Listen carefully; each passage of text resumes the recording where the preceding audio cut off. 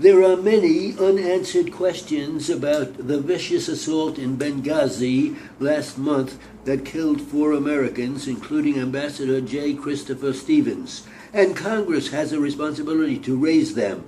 But Republican lawmakers leading the charge on Capitol Hill seem more interested in attacking President Obama than in formulating an effective response. It doesn't take a partisan to draw that conclusion. The ugly truth is that the same people who are accusing the administration of not providing sufficient security for the American consulate in Benghazi have voted to cut the State Department budget, which includes financing for diplomatic security. The most self-righteous critic doesn't seem to get the hypocrisy, or maybe they do, and figure that if they hurl enough doubts and complaints at the administration, they will deflect attention from their own poor judgment on the State Department's needs.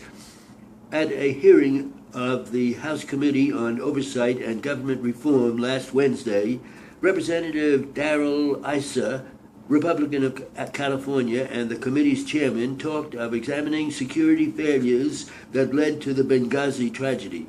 He said lawmakers had an obligation to protect federal workers overseas. On Sunday, he said more should be spent on diplomatic security. But as part of the Republican majority that has controlled the House the last 2 years, Mr. Issa joined in cutting nearly $500 million from the State Department's 2 main security accounts.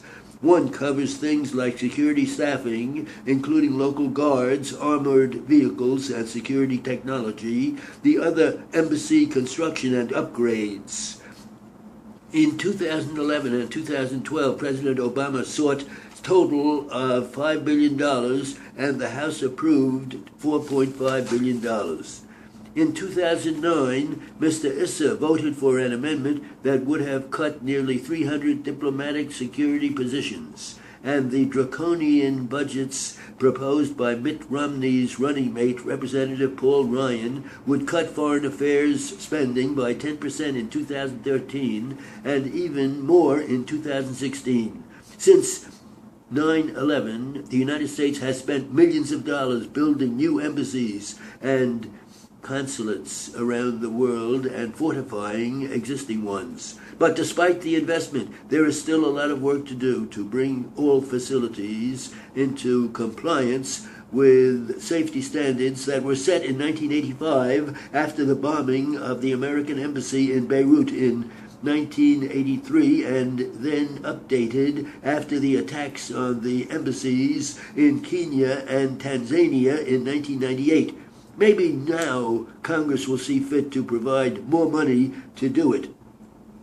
Clearly, there is much we don't know about what happened in Benghazi or what changes could have saved the 4 Americans.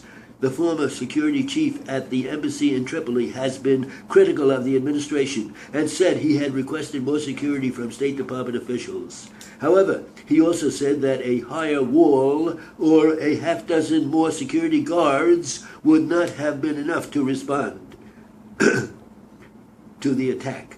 In the last debate, Vice President Joseph Biden Jr. said of the consulate in Benghazi, "We did not know they wanted more security."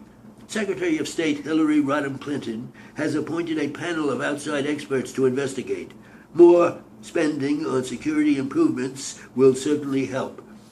But there will still be threats and risks. America's diplomats must be protected, but they cannot do their jobs and interact with the world if they operate only behind fortress walls. There will always have to be a balance. Ambassador Stevens knew that.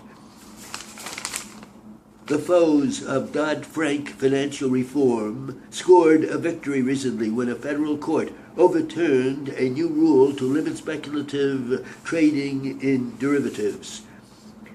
If allowed to stand, the ruling will leave the economy exposed to continued distortions because derivatives are easily deployed as tools for vast speculation.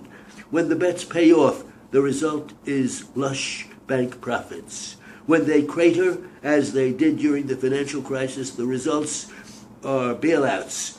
Either way, Wall Street wins and everyone else loses.